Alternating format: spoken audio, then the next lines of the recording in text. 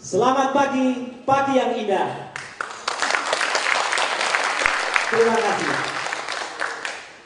Bicara soal Papua, pasti dalam benak Bapak Ibu adalah ada kata-kata kotor, miskin, bodoh.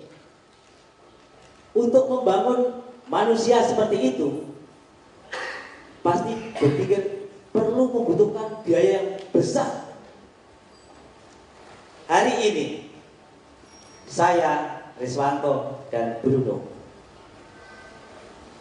mau sampaikan kepada Bapak sekalian dan ibu-ibu yang hadir saat ini bahwa membangun Papua bukan ukurannya adalah seberapa banyak uang yang ditaruh untuk orang-orang Papua, tetapi seberapa banyak waktu yang Bapak Ibu curahkan untuk masyarakat Papua.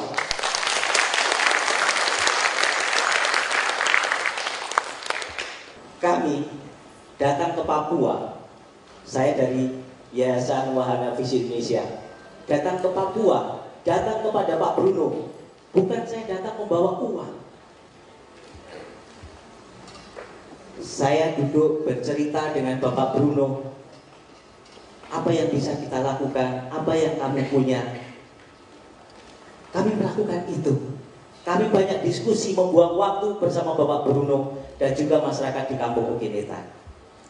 Ya, seperti tadi, saya diskusi, saya berbicara dengan mereka dari hati ke hati, sehingga kami menemukan apa sih yang menjadi potensi yang menarik buat kita gali di sana. Ternyata mereka punya potensi yang luar biasa. Kami buat koperasi, Bapak Ibu. Koperasi bukanlah hal yang asing, tapi koperasi yang kami lakukan di sana itu terinspirasi dari ayat Alkitab dari 2 Raja-Raja 4 ayat 1 sampai 7. Di situ ada cerita seorang janda yang miskin dan Nabi Elisa. Dia mengeluh kepada Nabi Elisa bahwa dia itu punya hutang. Kalau tidak bisa membayar hutangnya, maka kedua anaknya ini akan dijadikan budaknya. Itu masalah. Tetapi Nabi Elisa apakah membantu dalam bentuk uang? Bukan itu. Tetapi Nabi Elisa tanya, apa yang ada padamu? Itu yang menggugah orang-orang Papua yang ada di Kampung Ukinetan. Itu yang memberikan semangat dia. Saya miskin, tetapi masih ditanya, apa yang ada padamu? Lalu koperasi berjalan. Sebenarnya saya bukan bodoh, bukan miskin. Aku punya hasil yang luar biasa di Papua. Ada pohon karet, ada hutan, ada hasil alam yang terbenam di dalam tanah Papua di depan. Justru itu, aku bangun koperasi, terutama saya andalkan karet.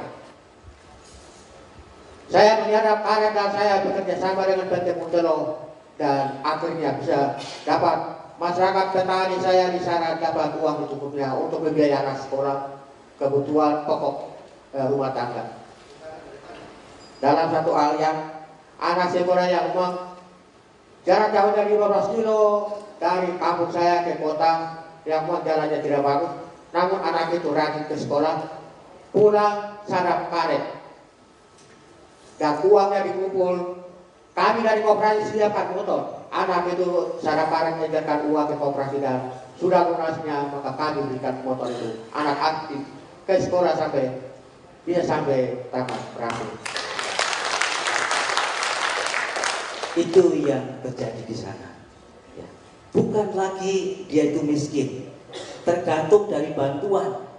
Kami koperasi bukan membentuk koperasi berdasarkan supaya saya dapat bantuan dari pemerintah. Bukan itu.